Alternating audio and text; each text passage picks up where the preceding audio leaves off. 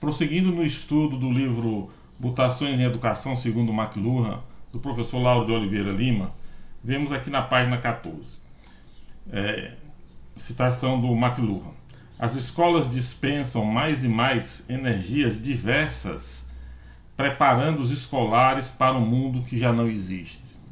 Aí diz o professor Lauro.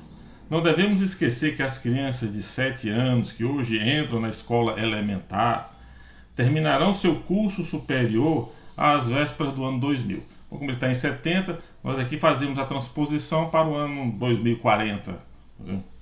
Então, continua o professor Lauro. Em 2040, a vida terá características profundamente diferentes dos hábitos atuais.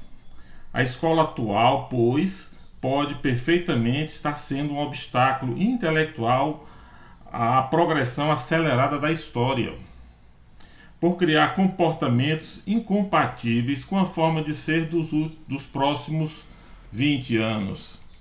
Vamos pensar isso nos dois sentidos, né? No sentido do aprimoramento tecnológico, que vai determinar a aprendizagem de novas habilidades, né? Nós sabemos perfeitamente que várias profissões desapareceram, várias tecnologias desapareceram com o progresso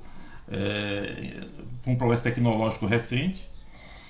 Mas também podemos pensar em sentido inverso.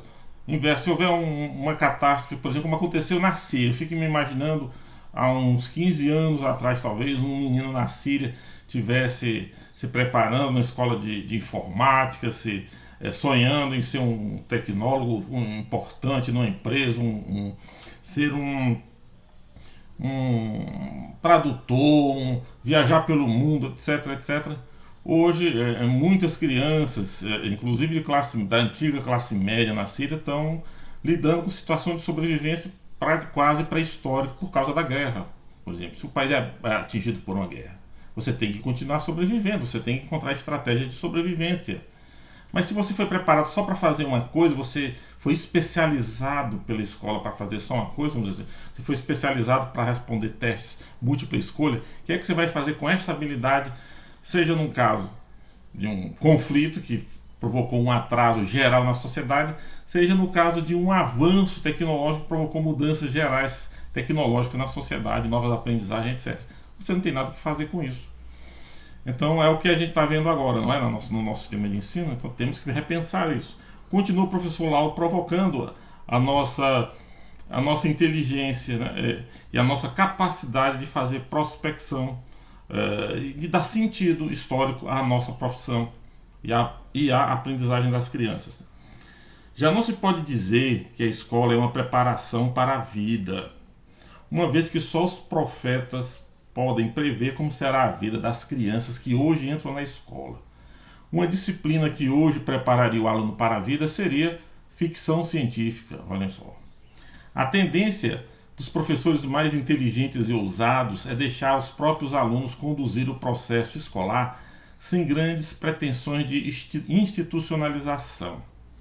O que os alunos precisam para enfrentar o ano 2040 é da flexibilidade operatória de seus esquemas de assimilação, esse é um linguajar piagetiano, ou seja, a sua capacidade de absorver elementos da realidade, se modificar em relação a eles ou modificá-los em função das suas necessidades.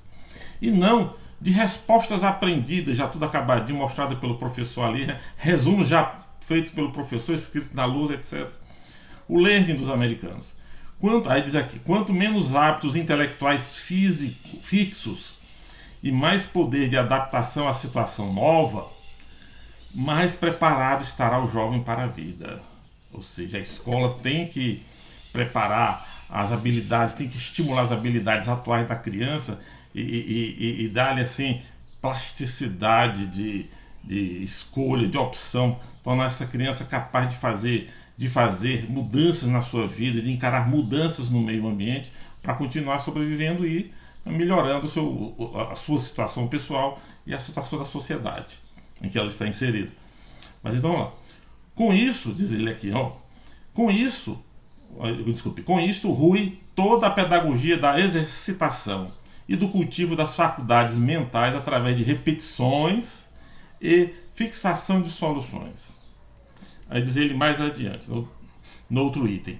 Se perguntássemos a um professor o que faria ele se as aulas de salivação fossem proibidas, a aula de salivação é aquela aula maestral, doutoral, que o professor fala e os alunos só escutam, né?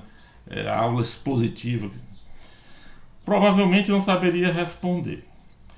Foi para atender a esta perplexidade que resolvemos propagar no Brasil as técnicas de dinâmica de grupo. A dinâmica de grupo foi a grande sacada do professor Lauro, e enquanto ele viveu, ele divulgou muito isso, e realmente isso era muito útil para o trabalho em grupo, trabalho coletivo, e dar um sentido a esse trabalho e fazer com que essas técnicas de dinâmica de grupo estimulassem a capacidade adaptativa das crianças.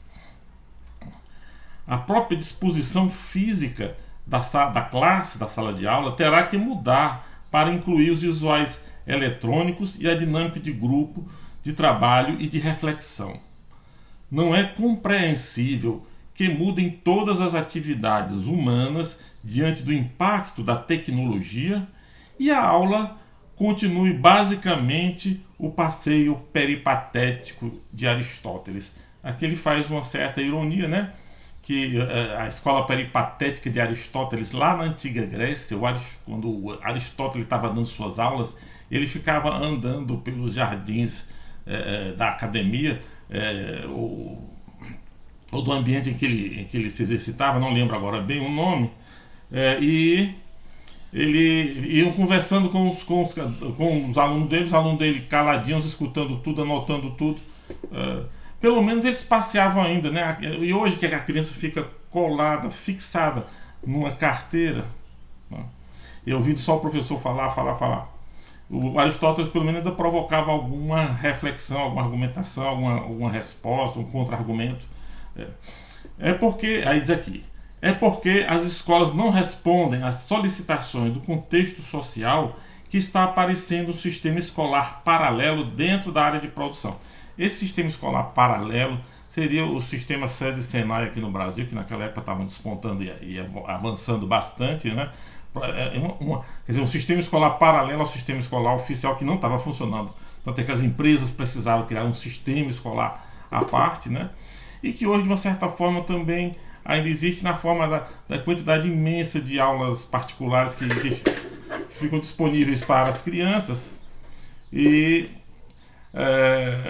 esses professores particulares dando aula com aula a rodo suprem aquilo que a escola deveria fazer. O professor da escola deveria deixar o aluno bem preparado em português e matemática nas diversas disciplinas, mas como isso não acontece porque o sistema escolar está organizado de uma maneira muito antinatural para promover o interesse da criança, então é preciso que a gente tenha aulas com professores particulares das diversas disciplinas, que se criem verdadeiros cursos com aulas de diversas turmas para refazer ou para corrigir aquilo que foi feito de maneira errada dentro da escola, ou refazer simplesmente porque simplesmente não foi visto, ou não deu tempo, houve a confusão, qualquer coisa desse tipo assim.